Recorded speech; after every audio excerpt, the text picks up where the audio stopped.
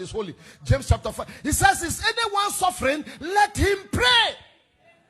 Prayer. Is anyone suffering? You pick up a phone and tell all your suffering to somebody who is worse than you. And now they know everything and you don't know who is gossiping about you. This is the message today. As I will force feed you, because I am kind of tired of prayerless Christians who take me around in circles. Your answer doesn't lie with me. Your answer is in the present. He said, come with boldness to the throne of grace that you may obtain help and find grace to help you in your time. Throne of grace, not seat of Ofoswapia.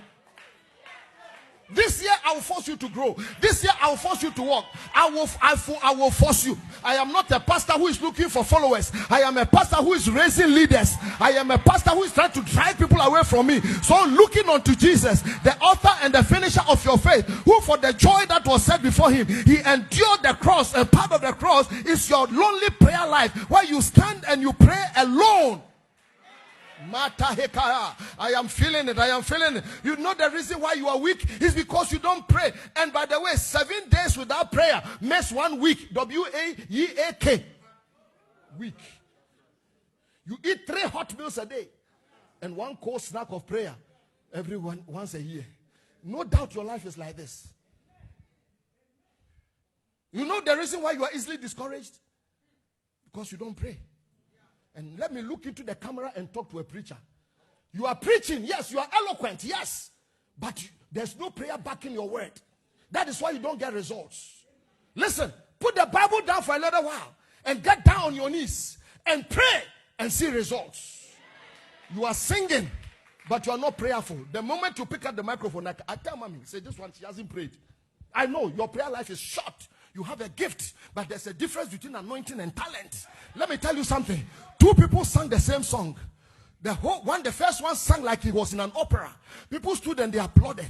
Another one came, he was not sophisticated. But when he sang that same song, people were crying. And somebody asked, what is the reason? And they said the first gifted one, he knew the song. But the second one knew the God of the song. Let me tell you something. It is not your range that matters. There are people seated here. Long before I raised up my voice and said, there's someone, come and let me lay hands. Your singing must heal that person.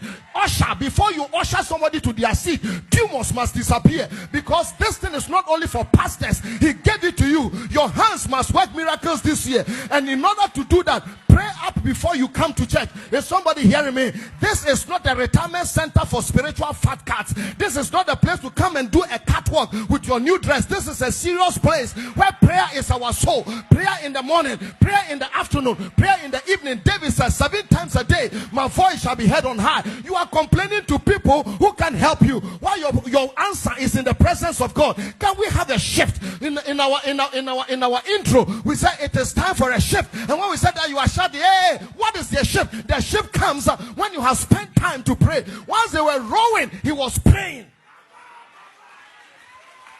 Do you know the reason why a lot of people serve in this house and they get easily offended? It's because you are prayerless. Smart and I'm hurt.